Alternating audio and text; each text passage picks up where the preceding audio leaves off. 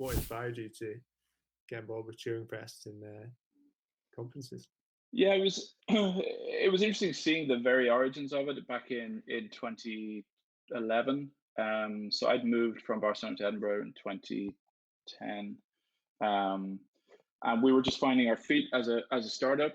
The landscape was incredibly different. It's really interesting to look back on it now, and sometimes you think maybe that the landscape right now in Scotland doesn't look amazing, but compared to 2010, 2011, it's really come a long way.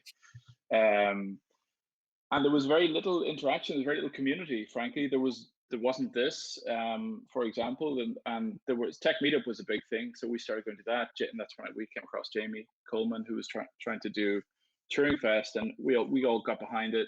It was a bit of a nascent community thing. Skyscanner was beginning to take off.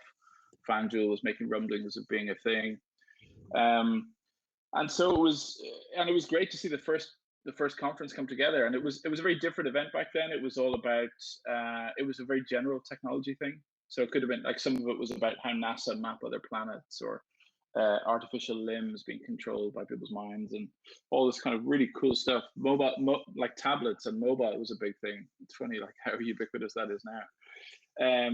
But the big thing was that it brought everyone together, and so that was the part about it that I always enjoyed and I always loved. And for a long time, over those few years when Jamie was running it, I was always encouraging to try and do more with it. There was definitely something nascent there. There was something that people loved. It was in the festival. There was a great party atmosphere, but he just didn't have the bandwidth.